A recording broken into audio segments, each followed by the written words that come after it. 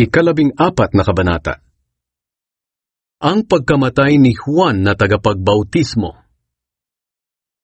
Nang panahong iyon, nabalitaan ni Herodes na pinuno ng Galilea ang tungkol kay Jesus.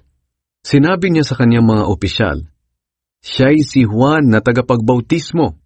Muli siyang nabuhay kaya nakagagawa siya ng mga himala." Ipinahuli niya noon si Juan at ipinabilanggo, dahil tinutuligsa ni Juan ang relasyon niya kay Herodias na asawa ng kapatid niyang si Felipe. Laging sinasabihan ni Juan si Herodes na hindi tamang magsama sila ni Herodias. Gusto sanang ipapatay ni Herodes si Juan, pero natakot siya sa mga Hudyo dahil itinuturing nilang propeta si Juan. Nang dumating ang kaarawan ni Herodes, sumayaw para sa mga bisita ang dalagang anak ni Herodias na ikinatuwa naman ni Herodes. Kaya isinumpa niyang ibibigay sa dalaga ang anumang hingin nito. Sa udyok ng kanyang ina, sinabi ng dalaga, "Gusto ko pong ibigay niyo sa akin ang ulo ni Juan na nakalagay sa isang bandihado." Nalungkot ang hari sa kahilingang iyon. Pero dahil sa pangako niyang narinig mismo ng mga bisita, iniutos niya na gawin ang kahilingan ng dalaga. Kaya pinugutan ng ulo si Juan sa loob ng bilangguan. Inilagay ang ulo niya sa isang bandihado at dinala sa dalaga. At ibinigay naman ito ng dalaga sa kanyang ina. Ang bangkay ni Juan ay kinuha ng kanyang mga tagasunod at inilibing, at ibinalita nila kay Jesus ang nangyari. Pinakain ni Jesus ang 5,000 tao. Nang mabalitaan iyon ni Jesus, sumakay siya sa isang bangka at pumunta sa isang tahimik na lugar. Nang malaman ng mga tao mula sa iba't ibang bayan na nakaalis na si Jesus, lumakad sila patungo sa lugar na pupuntahan niya. Kaya nang bumaba si Jesus sa bangka, nakita niya ang napakaraming tao. Naawa siya sa kanila at pinagaling niya ang mga may sakit sa kanila. Nang gumagabi na, lumapit kay Jesus ang mga tagasunod niya at sinabi, "Nasa ilang na lugar po tayo at dumidilim na. Paalisin niyo na po ang mga tao para makapunta sila sa mga nayon at nang makabili ng pagkain nila." Pero sinabi ni Jesus sa kanila, "Hindi na nila kailangang umalis. Kayo ang magpakain sa kanila." Sumagot sila, "Mayroon lang po tayong 5 tinapay at 2 isda. Dalhin ninyo ang mga ito sa akin," ang sabi ni Jesus. Inutusan niya ang mga tao na maupo sa damuhan. Kinuha niya ang 5 tinapay at 2 isda. Tumingala siya sa langit at nagpasalamat sa Diyos.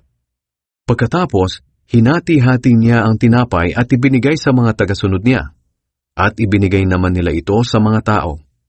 Kumain silang lahat at nabusog.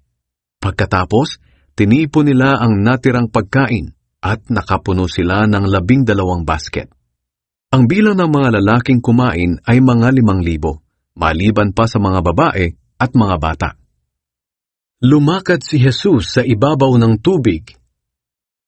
Pagkatapos, pinasakay agad ni Jesus sa bangka ang mga tagasunod niya at pinauna sa kabila ng lawa habang pinapauwi niya ang mga tao.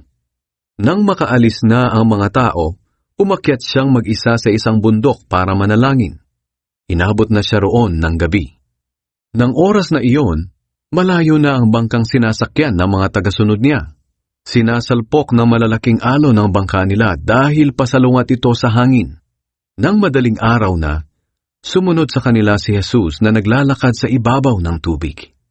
Pagkakita ng mga tagasunod na may naglalakad sa tubig, kinilabutan sila at napasigaw sila ng multo dahil sa matinding takot. Pero agad na nagsalita si Jesus, "Ako ito, huwag kayong matakot. Lakasan ninyo ang inyong loob." Sumagot si Pedro sa kanya, "Panginoon, kung kayo nga iyan, papuntahin niyo ako riyan na naglalakad din sa tubig." "Halika," sabi ni Jesus.